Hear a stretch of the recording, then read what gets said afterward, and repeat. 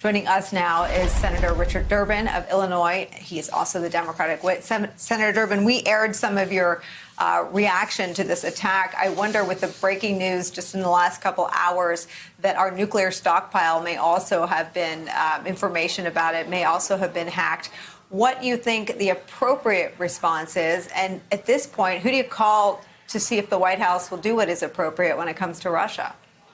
I'm stunned by two things. First, the unfolding stories of the extent of this breach of our national security by the Russians. And second, by the silence of the White House. Why hasn't this president spoken out against the Russians and what they have done? They've compromised our basic national security, and the depths of it we still don't know. He's just as silent about this episode as he was about the Russian bounties on American soldiers. I don't understand this president. Have you worked the phones and reached out to, you obviously have relationships throughout the national security apparatus. I mean, are you hearing the same sorts of things from inside government that former advisors like Tom Bossert and others have said, that the damage could be extensive and that it is still unknown? I've been giving briefing materials based on my Defense Appropriations Subcommittee assignment. Read them this morning carefully. It's a terrible story, and it just gets worse by the minute. This breach occurred months ago, and our defenses that we thought were so good were worthless. And now we're in a position we don't know what we've lost in terms of information and what they know that they shouldn't know. We've got to try to repair the damage, to close any apertures or openings that they're using, and at the same time assess where in the world we are in terms of our national security with Russia. Where do you put the blame? I mean, do you fault some of the chaos that Donald Trump has created by constantly attacking our country's intelligence and national security officials? Well, I wouldn't doubt if the morale in these agencies isn't at a low ebb after what they've gone through over the last 4 years. I don't know specifically who was responsible or which agency was responsible for this particular breach. But I really go back to the basics and say to the President of the United States, this is serious. This is about the security of America. It's about a known adversary of the United States that we have been vying with for decades. Say something. Let the world know that we are not going to stand by idly and let some country do this sort of invasion into the United States' security apparatus. But I think we both know that saying something is never on the menu. And as you said before, I mean, when the story was bounties on the heads of U.S. soldiers, he didn't say anything.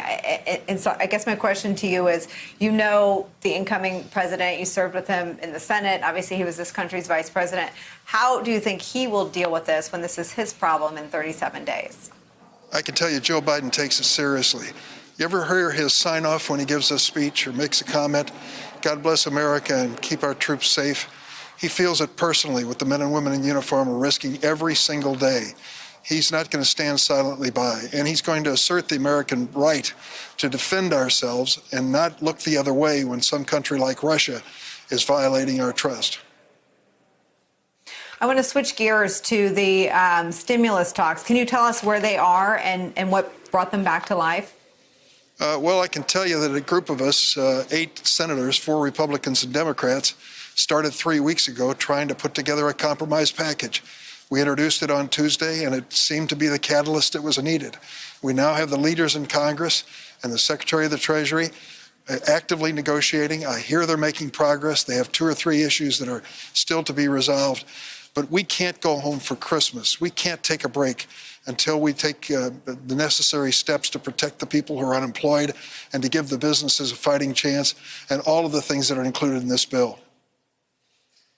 What changed? Because we've been covering for weeks these talks as being basically permanently stalled. Well, I'll tell you what changed. 8 senators. We came together and said, if we can agree among ourselves, Democrats and Republicans, on a reasonable plan to deal with what we need in America today and make it public, it just might be what's needed to get the negotiations started. Apparently it was. I don't want to take too much credit, but the fact is we did get it started Tuesday, and the good news is that on a bipartisan basis, it appears to be making progress. Just think about this. If we don't do anything, the day after Christmas, 12 million Americans will lose their unemployment benefits. Imagine that. And think at the end of the month how many people will be evicted from places that they're living. That's a horrible situation in the middle of a pandemic. Hey there, I'm Chris Hayes from MSNBC. Thanks for watching MSNBC on YouTube. If you want to keep up to date with the videos we're putting out, you can click subscribe just below me or click over on this list to see lots of other great videos.